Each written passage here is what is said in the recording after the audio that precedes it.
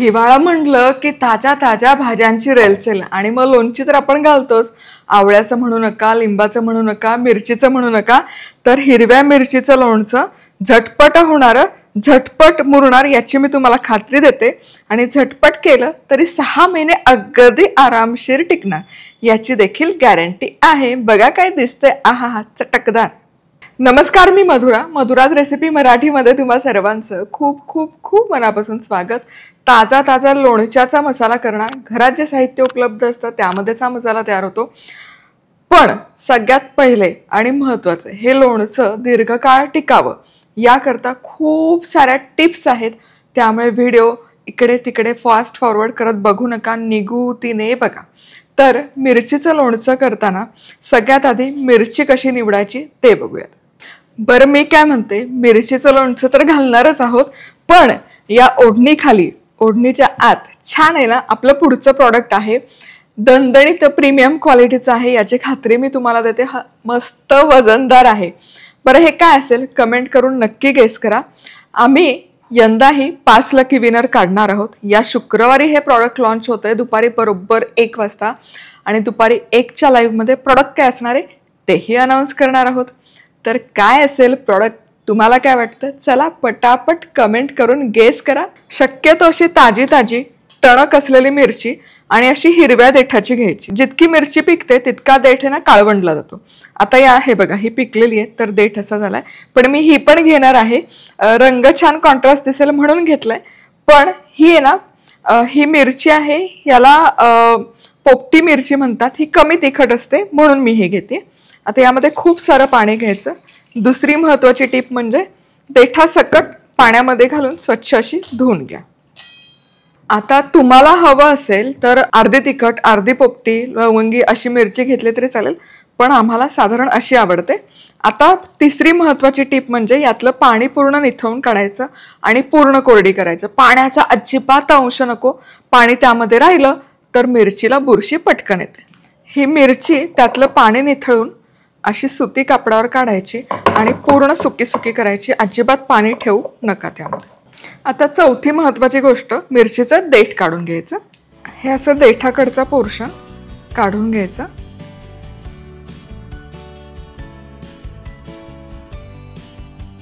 आता चौथी आणि महत्वाची बाब म्हणजे लोणचं करताना मिरची जेव्हा आपण चिरतो तेव्हा सुरी वापरा किंवा कैची वापरा. ती आहे ना स्वच्छ धुवून पुसून घ्या.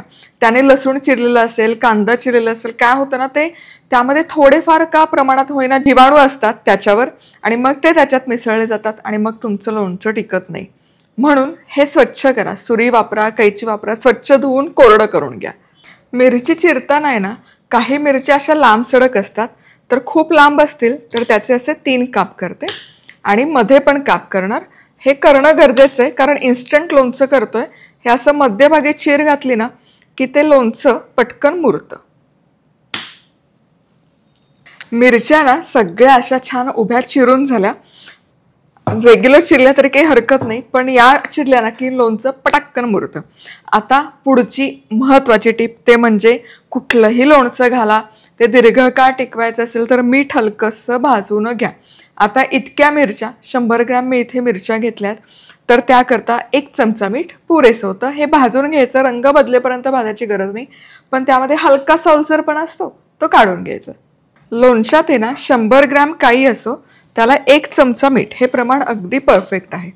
आता हे मिसळा. हे बघा, हे टसटस वाजतं. याचा अर्थ त्यात पाण्याचा अंश आहे तो निघून जातो आणि लोणचं दीर्घकाळ टिकायला मदत होते. काय होतं, पाणी असेल ना मिठामध्ये खूप, तर त्याबरोबर सूक्ष्मजीव पण त्याबरोबर मिसळले जातात आणि लोणचं खराब होतं. आता गॅस बंद करते. फार नाही भाजायची गरज, फक्त हा टसटस आवाज आपल्याला काढून टाकायचा, म्हणजे ओलसरपणा कमी करायचा. आता हे भाजलेलं मीठ पूर्ण थंड करायचं, गरम गरम यामध्ये घालायचं नाही. पण त्यापूर्वी आता हे इन्स्टंट करायचं ना आपल्याला, मग यामध्ये 1 अख्ख्या लिंबाचा रस घालायचा. लिंबामुळे काय होतं ना, मिरचीचा एकतर तिखटपणा कमी होतो आणि लोणचं झटपट मुरतं. ते ब्रेकडाऊन व्हायला मदत होते लिंबामुळे. चला, असं भरपूर लिंबाचा रस यामध्ये पिळून झाला तोवर इथे आपलं मीठही थंड झालंय. यामध्ये हे भाजलेलं थंड करून घेतलेलं मीठ घालूयात. आता मिठासोबतच यामध्ये हळद घालायची. हळदीमध्ये पण अँटीबॅक्टेरियल प्रॉपर्टीज असतात, त्यामुळे कायम लोणच्याला थोडी हळद लावावी. आता हे मिसळायचं आणि किमान एक अर्धा तास तरी मुरण्याकरता हे ठेवूयात. पुढची आणि सगळ्यात महत्त्वाची टीप, ज्या बरणीमध्ये तुम्ही लोणचं मुरण्याकरता ठेवताय ती स्वच्छ धुवून निर्जंतुक करणं अगदी गरजेचं आहे. स्वच्छ धुतल्यावर कडकडीत उन्हामध्ये सुकवा. आणि त्यानंतर पुढची आणि महत्त्वाची स्टेप तुम्हाला सांगते. कढई गरम करायला ठेवली, यामध्ये अर्धा चमचा हिंग घालायचं. बघा लगेलग तडतडतं. आता या हिंगाची धुरी याला बरणीला द्यायची. गॅस बंद करायचा, गॅस नका सुरू ठेवता. हे बघा, या हिंगाच्या धुरीची वाफ आतपर्यंत जाते आणि बरणी निर्जंतुक व्हायला मदत होते. चला आता लोणच्याचा मसाला करूयात. तर सगळ्यात पहिले आणि महत्त्वाचं, सगळ्याचं लोणच्याच्या मसाल्याचे साहित्य आहे ना ते व्यवस्थित भाजून घ्या. म्हणजे मसाला छान भाजला म्हणजे त्यातल्या पाण्याचा अंश कमी होतो आणि लोणचं दीर्घकाळ टिकायला मदत होते. सगळ्यात आधी मोहरी, 1 चमचा मोहरी. आणि मोहरी आहे ना हलकी तडतडते बघा उष्णतेने, तोवर ही भाजायची. हे बघा मोहरी छान तडतडायला सुरुवात झाली. याचं साल आहे ना हलकं होतं आणि मग मोहरी कुटायला खूप मदत होते. म्हणून ही अशी छान भाजून घेणं अगदी गरजेचं आहे. हे बघा, वा वा वा. आता गॅस बंद करायचा आणि ही भाजलेली मोहरी खलबत्त्यात काढूयात. आता याच कढईत आधी कच्ची बडीशेप घ्यायची. 2 चमचे बडीशेप आहे, ही देखील छान भाजून घ्यायची. हे बघा बडीशेप हलकी भाजत आली की यामध्ये जिरं घालूयात. आता जिरं आणि बडीशेप एकत्र भाजायची. जिरं आणि बडीशेप खुटखुटीत भाजत आले की यामध्ये मेथ्यांचे दाणे घालायचे. मेथ्या आवर्जून घाला, त्याची चव छान लागते. मेथ्या घातलं की गॅस बंद करायचा. ही जी कढईची उष्णता आहे तितकी उष्णता मेथ्या भाजण्याकरता पुरेशी पडते. मेथ्या पण छान खुटखुटीत होईपर्यंत राहू देत तव्यात. काय होतं, मेथ्या जर कच्च्या राहिल्या ना आणि त्यामध्ये पाणी शिरलं की त्या बुलबुलीत होतात आणि लोणचं मग दीर्घकाळ टिकत नाही. आता हे भाजलेले जिन्नस पण काढून घेऊयात. आणि आता याच कढईमध्ये 4 चमचे तेल गरम करायचं. इथे मी हे मोहरीचं तेल घेतलंय, पण आपलं रेग्युलर शेंगदाणा तेल किंवा सनफ्लॉवर तेल जे काही तेल असेल ते घातलं, तिळाचं तेल तरी काही हरकत नाही. हे बघा, हे तेल आहे ना छान कडकडीत गरम करायचं. यामध्ये हिंग घालायचं आणि गॅस बंद करायचं आणि हे थंड करण्याकरता ठेवायचं. चल आता मोहरी हलकीशी कुटून घ्यायची. अगदीच कुटायची गरज नाहीये, नुसती अशी रगडली तरी ती छान लगेच चुरा होतो त्याचा. आणि शक्य असेल ना तर हे ना असं फुंकर मारा. हे बघा बघा छान दिसते. आता यामध्येच हे भाजलेलं मेथ्या, जिरं आणि बडीशेप घालायची. आणि हे कुटून घ्यायची गरज नाही, हलकंसं फक्त असं क्रश करायचं, ओबडधोबड होईस्तो. मसाला छान असा क्रश झाला. हे बघा खूप बारीक नाही दळला, हलकासा ओबडधोबड ठेवायचा. आता यामध्ये आपलंच लाल तिखट घालूयात. बॅडगी मिरची पावडर आहे, तिखटाला जास्त नाही, पचायला हलकी आणि रंग कमाला येतो.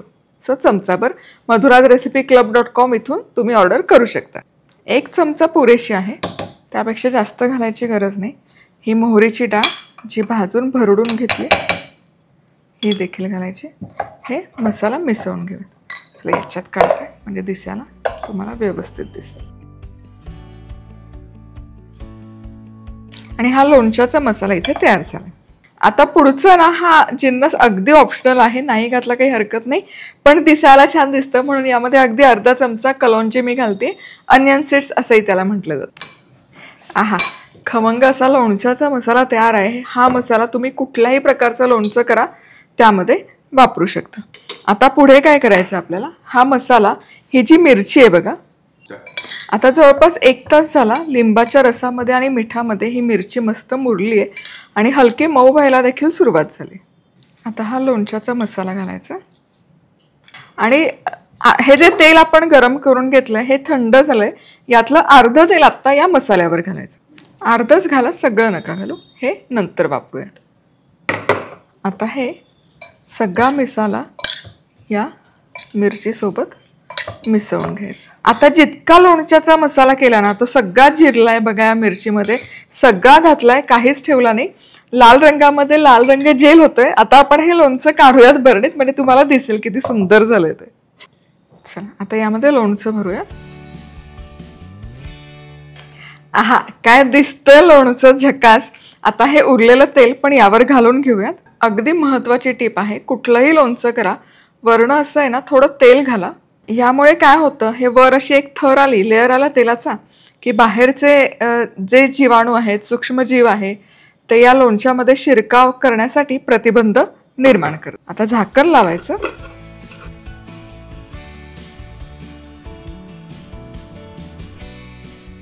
आता हे लोणचं आहे ना, आता लगोलग खाल्लं तरी चालतंय, कारण लिंबाच्या रसात ठेवलं ना की ते लगोलग मुरतं.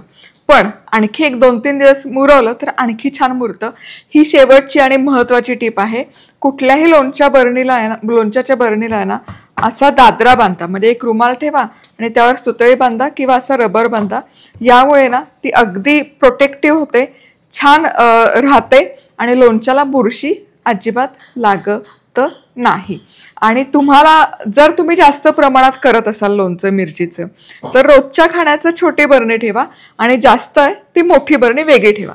मोठ्या बरणीला असा दादरा बांधून ठेवा, जेणेकरून बाहेरचे जीवाणू सूक्ष्मजीव त्यामध्ये जाणार नाही. चला तर मग कशी वाटली ही मिरचीच्या लोणच्याची रेसिपी कमेंट करून नक्की कळवा. लाईक, कमेंट, सबस्क्राईब करा. पुन्हा भेटूया. तोवर मस्त राहा, खुश राहा, आनंदी राहा. सगळ्यात महत्वाचं खात राहा.